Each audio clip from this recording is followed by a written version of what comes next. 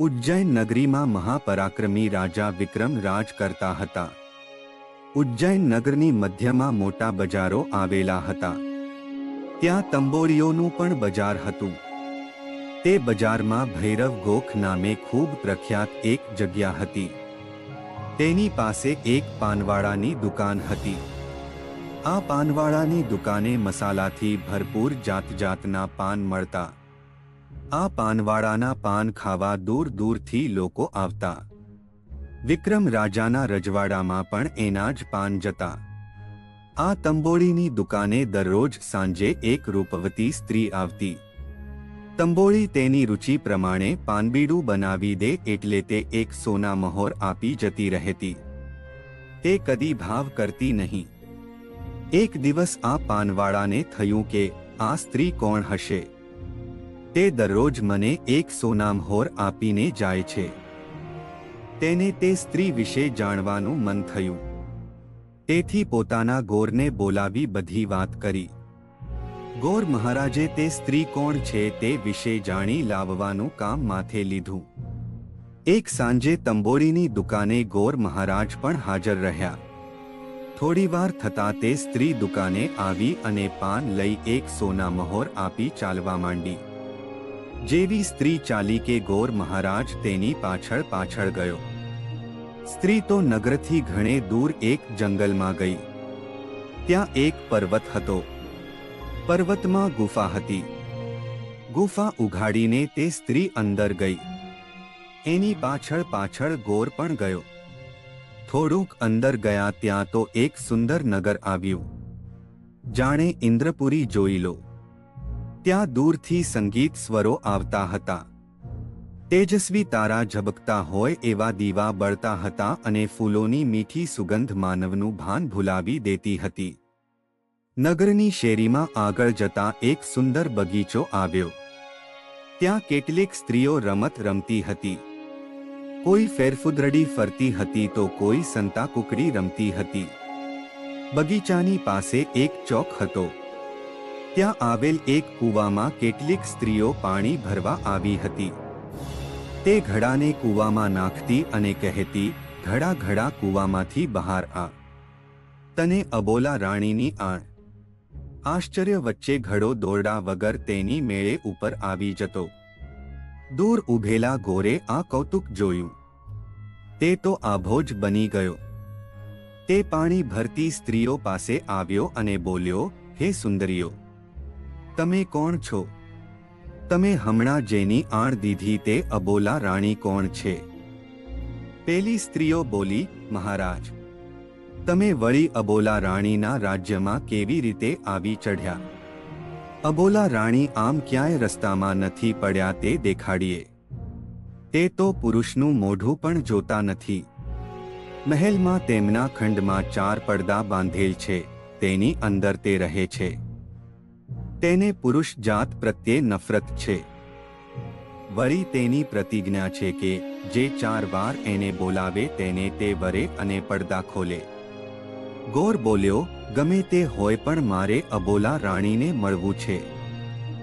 તેને મળ્યા વગર હું નહીં જાઉં. બ્રાહ્મણની હઠ જોઈને તેમાંથી એક સ્ત્રી અબોલા રાણી પાસે ગઈ અને બધી વાત કરી. રાણીએ કહ્યું, એ મૂર્ખ બ્રાહ્મણને પેલા કુંડમાં નવડાવી દો, એટલે એ આપોઆપ પાછો જતો રહેશે. પેલી સ્ત્રી ગોર પાસે આવી અને બોલી, તમને અબોલા રાણીએ કુંડમાં નહાવાનું કહ્યું છે.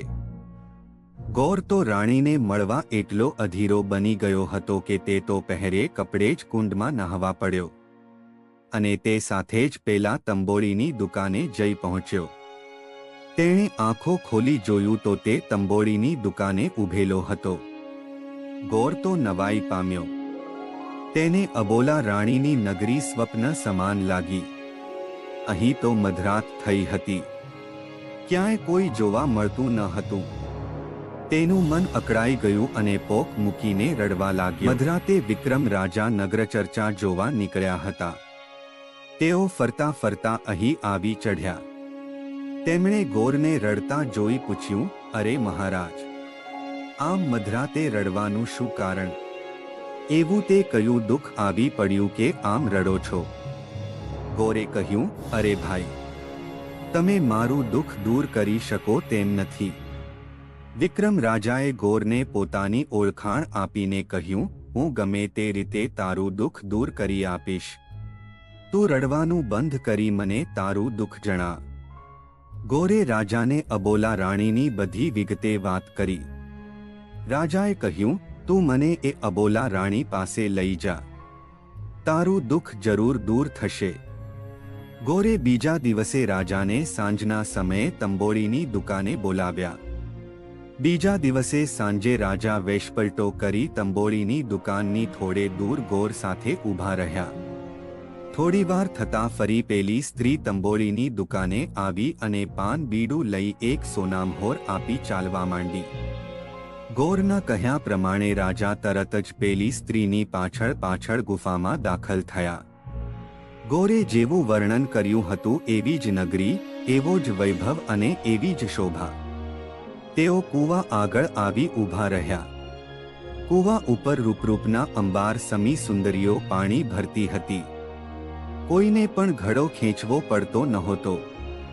થોડીવાર સુધી તો રાજાએ ઊભા ઊભા જોયા કર્યું. પછી તેમની નજીક જઈ પૂછ્યું, બાયો, આ કોનું ગામ છે અને તમે કોની આણ આપો છો? પેલી સ્ત્રીઓમાંથી અબોલા રાણીની એક સખી બોલી, તમે કોણ છો અને અહીં કેમ આવ્યા છો? વિક્રમ રાજાએ પોતાની ઓળખાણ આપી. ત્યારે સખી બોલી, અહીં અબોલા રાણીનું રાજ ચાલે છે. રાજાએ પૂછ્યું, એ અબોલા રાણી કોણ છે? એ તો કહો. પેલી સખી બોલી, એક વખત કેટલીક દેવીઓ રેતીની પૂતળીઓ બનાવવાની રમત રમતી હતી. એવામાં કેટલીક જોગણીઓની રૂપાળી પૂતળીઓ ઉપર અમીદષ્ટિ થતાં બધી પૂતળીઓ સજીવન થઈ ગઈ. એટલે તેમણે પૂતળીઓને રહેવા માટે અજબ નગરીની રચના કરી. અમે બધી સ્ત્રીઓ રેતીની પૂતળીમાંથી બનેલી છીએ. અમારામાંથી અતિ સુંદર પૂતળી અબોલા રાણી છે. તેથી તેમને આ નગરીના રાણી બનાવ્યા છે. અહીં તેમનું રાજ ચાલે છે. અમારી રાણી કોઈ પુરુષનું મોં જોતા નથી કે તેની સાથે વાત પણ કરતા નથી. તે પોતાના ખંડમાં 4 પડદા રાખે છે. તેમણે એવી પ્રતિજ્ઞા લીધી છે કે જે પુરુષ પોતાની ચતુરાઈથી અબોલા રાણીને 4 વખત બોલતી કરે તો તે 4 પડદા છોડી નાખે.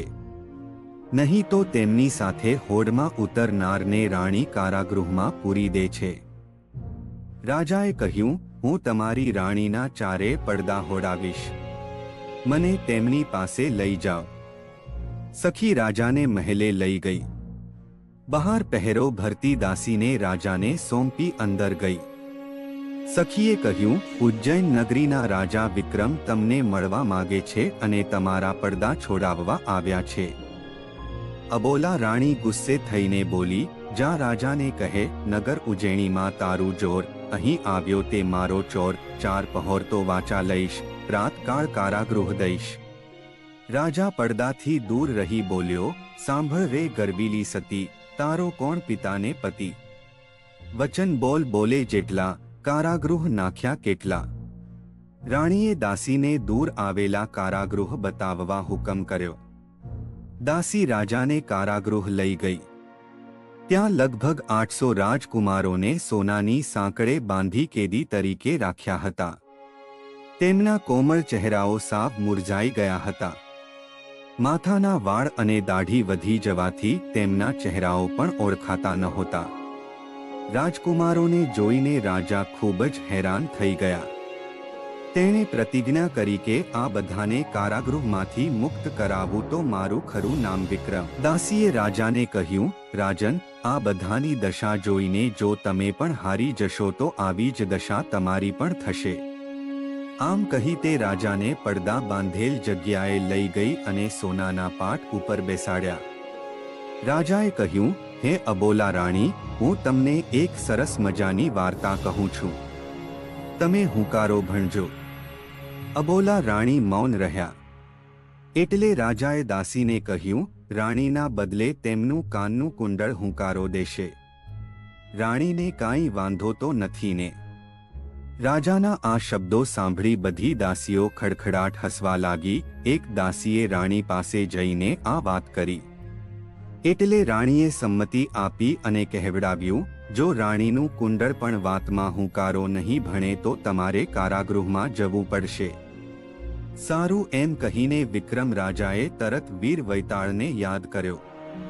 એટલે તે તરત અદ્રશ્ય રૂપે હાજર થયો.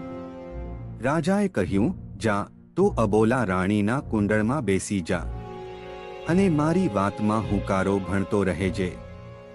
વૈતાળ અબોલા રાણીના કુંડળમાં ભરાઈ બેઠો. રાજાએ વાત કહેવા માંડી.